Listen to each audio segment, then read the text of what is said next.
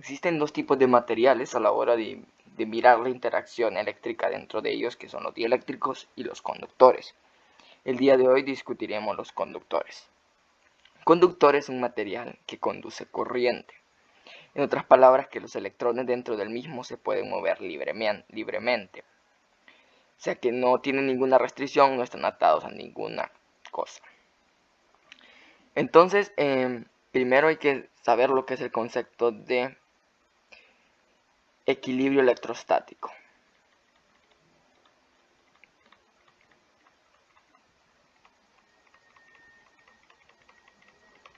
¿Qué es el equilibrio electrostático? El equilibrio electrostático sería el estado que adopta el sistema luego de ser perturbado y que se alcance el equilibrio. Entonces, es como en mecánica. Si tú le aplicas una fuerza a algo, se va a mover, pero luego de un tiempo se va a detener. Entonces, en electromagnetismo pasa lo mismo, en electrostática, mejor dicho. Si tú, por ejemplo, le das carga a un material, esas cargas se van a mover dentro del material hasta alcanzar el equilibrio. O sea, que no va a haber ningún movimiento. Generalmente en conductores ese equilibrio se alcanza muy rápido, ya que permite el paso de corrientes. Y si por ejemplo tú le das una cierta carga a una esfera, esa carga rapidísimo se va a poner de tal forma que no haya movimiento dentro del mismo. Entonces de eso podemos deducir las tres propiedades de los conductores. La primera propiedad es que el campo eléctrico en el interior del conductor es cero. Para analizar esto, imaginemos un conductor. No necesariamente tiene que ser un círculo o algo, cualquier conductor. Imaginemos entonces que dentro de él existiese un campo eléctrico de cualquier forma, cualquier campo. Entonces, si yo pongo un electrón, por ejemplo, pongo un electrón aquí, como hay un campo, va a haber una fuerza sobre el electrón. Y si hay una fuerza sobre el electrón, entonces el electrón se va a mover. Y si el electrón se mueve, no hay equilibrio electrostático. ¿Sí? Muy bien. Entonces, ¿qué quiere decir? Que no haya campo dentro. Eso tiene otra implicación muy interesante. Y es que la carga dentro de un conductor, o la carga interna, la carga adentro, es cero. Esto lo podemos demostrar de la propiedad anterior por el teorema de Gauss. El teorema de Gauss nos dice que esta integral tiene que ser la carga encerrada sobre epsilon sub 0 para cualquier superficie S. Por ejemplo, yo puedo escoger esta superficie. Cualquier superficie S. Digamos que esta es mi superficie S. Como el campo dentro es cero, entonces la integral de 0 es 0. Por lógica, esto también tiene que ser 0 para cualquier S. Y si para cualquier S la carga encerrada es 0, no queda de otra que la carga en cualquier punto dentro del conductor sea exactamente 0. Esto trae otra implicación y es que la carga es superficial y se define por este símbolo que sería la densidad superficial de carga. O sea que, por ejemplo, vamos a colocar otro ejemplo. Imaginemos que tenemos un conductor. El conductor tiene carga neta 0, solo por el ejemplo. Y yo activo un campo eléctrico externo al conductor. Así, campo eléctrico E sobre el conductor. Entonces, inicialmente no habría equilibrio electrostático porque las cargas comenzarían a moverse en la dirección del campo. Si yo tenía un electrón aquí, ese electrón se va a mover hacia arriba. Pero va a llegar un punto que todas las cargas, o la mayoría de cargas, se van a ver acumulado aquí, porque hacia ahí se está moviendo el campo. Van a ver, claro, aquí y aquí, pero en menor cantidad. Y como aquí hay muchas cargas, ellas van a inducir un nuevo campo. Un campo que va en el sentido opuesto al campo original. Se opone. Estamos asumiendo que estas partículas son de carga positiva, pero realmente tienen carga negativa por los electrones, pero cuando analizamos electrostática generalmente asumimos con cargas positivas. Lo único que hay que hacer es imaginar las cosas al revés. Que esto es ausencia de electrones, en realidad los electrones se fueron al otro lado. Pero para simplificar el análisis, imaginemos que son cargas positivas y que por un momento tenemos cargas positivas dentro de los materiales. Continuando, esto va a inducir un campo E. Y resulta que el campo inducido es exactamente igual que el campo externo, por lo que habíamos dicho que el campo interno tiene que ser cero. Eso no es nada del otro mundo, ya lo habíamos discutido anteriormente. El detalle es que para que ese campo sea cero, tuvo que aparecer una densidad superficial de carga. Las cargas se reunieron en la superficie. Entonces, un campo externo es capaz de inducir una densidad superficial sobre un conductor. Claro, si sumas todas las cargas, tiene que seguir siendo cero, o la carga que tenga no puede cambiar porque está aislado, a menos que esté conectado a polo tierra, por ejemplo. Pero en este caso está aislado. Entonces, de alguna manera tiene que haber una forma de poder relacionar el campo externo con esto. Y la forma es que el campo generado por esa densidad superficial tiene que oponerse al campo externo. Otra consecuencia de esto es que, o la siguiente propiedad es que la superficie de un conductor es equipotencial. ¿A qué me refiero con la palabra equipotencial? Que en toda la superficie el potencial eléctrico es constante sobre la superficie.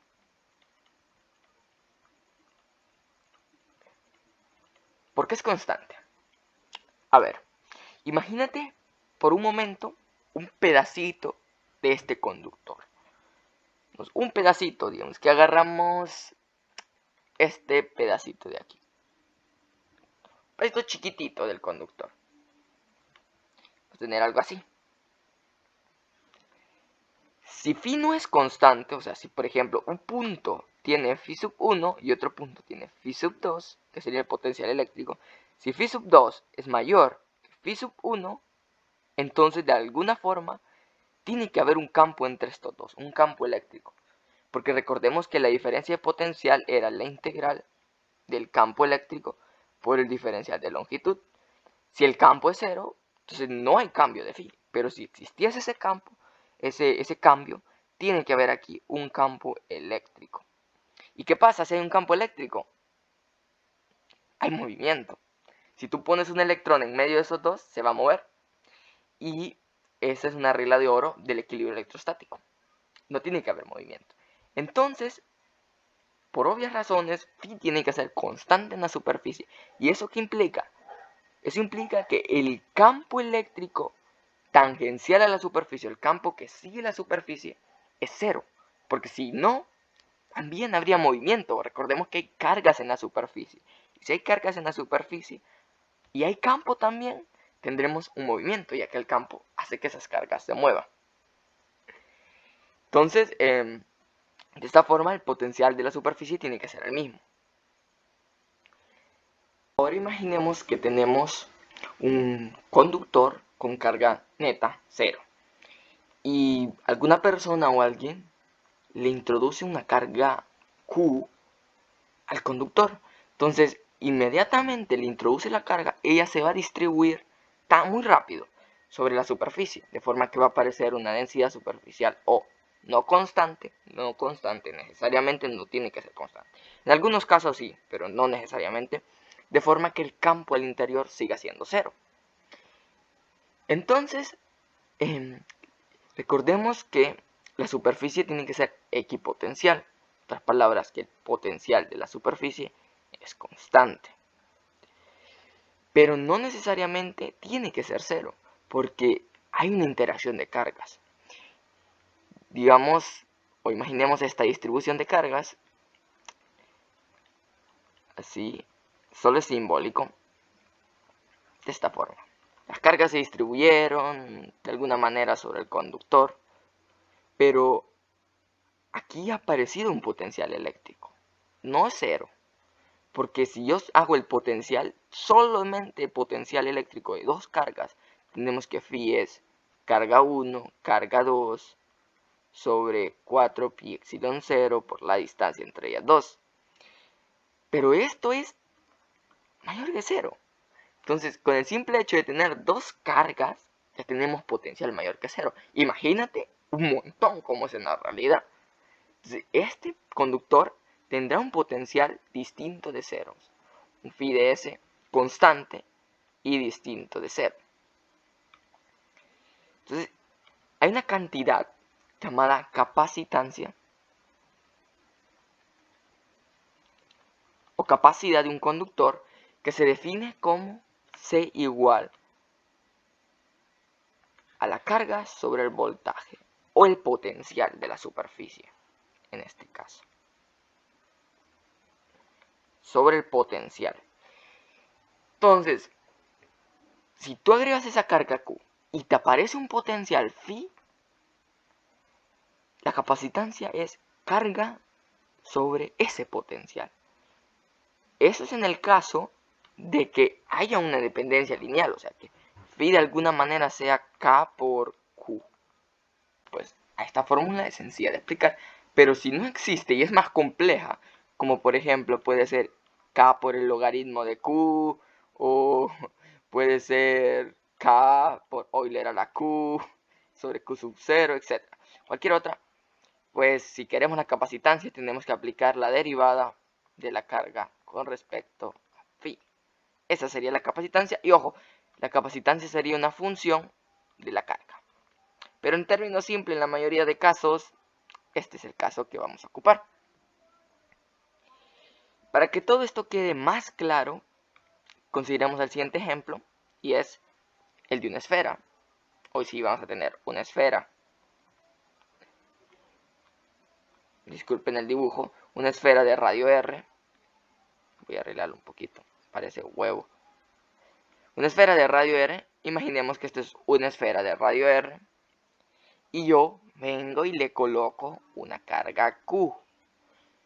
Como esta esfera tiene simetría esférica, valga la redundancia, entonces la única forma de que el campo dentro sea cero es que la distribución de carga en la superficie sea constante. Si no fuese constante, pues se rompe la simetría. Muchas veces en este tipo de problemas de conductores y cosas así que se distribuyen, deducimos la distribución por simetría. En el caso de una esfera, las distribuciones tienen que ser constantes en la superficie, simplemente que haya simetría esférica. Ojo, simetría esférica. No significa que siempre que haya una esfera eso pase. Solo cuando hay simetría esférica o simetría cilíndrica, etc. Cualquier otro tipo de simetrías. Entonces en este caso tenemos simetría esférica, entonces la distribución es constante. Algo interesante es que el potencial dentro tiene que ser constante también y tiene que ser el mismo de afuera. Porque como el potencial de la superficie es constante y dentro no hay campos, entonces también el potencial dentro va a ser exactamente el mismo. Muy bien. Entonces recordemos que el potencial era la siguiente definición. Potencial eléctrico era la integral o la menos integral del campo por el diferencial de radio desde el infinito hasta la superficie, en este caso, que es donde lo necesitamos. Pero ¿cuánto vale el campo? Para descubrir cuánto vale el campo usamos el teorema de Gauss. El teorema de Gauss nos dice que esto se cumple. Carga encerrada sobre epsilon sub 0. Y como es simetría esférica, entonces esto simplemente es campo por área igual a la carga que le pusimos, carga Q sobre epsilon sub 0. Y el área el área de una esfera es 4pi por el radio al cuadrado. Entonces 4pi epsilon sub 0 radio al cuadrado, pasando a dividir directamente. Este es el campo de la esfera. Muy bien, una vez con el campo lo introducimos en esta integral. Phi de finito hasta r de q sobre 4pi epsilon sub 0 r cuadrada diferencial de radio, en este caso R mayúscula. también sería R mayúscula. Esta integral es la misma integral que para una carga puntual. Entonces quedaría exactamente la misma fórmula que para una carga puntual, que es 4pi epsilon sub 0 por R. Muy bien, tenemos ya el potencial y tenemos la carga. Entonces, fíjate que aquí ya está directito, porque carga sobre potencial, o sea, solo hay que pasar a dividir esto y esto a multiplicar. Uy, perdón, esto es positivo. Y aquí nos va a quedar que esto es 4pi epsilon sub 0 por el radio. Y hemos concluido con el potencial o la capacitancia de una esfera maciza, ojo, maciza, de algún material conductor.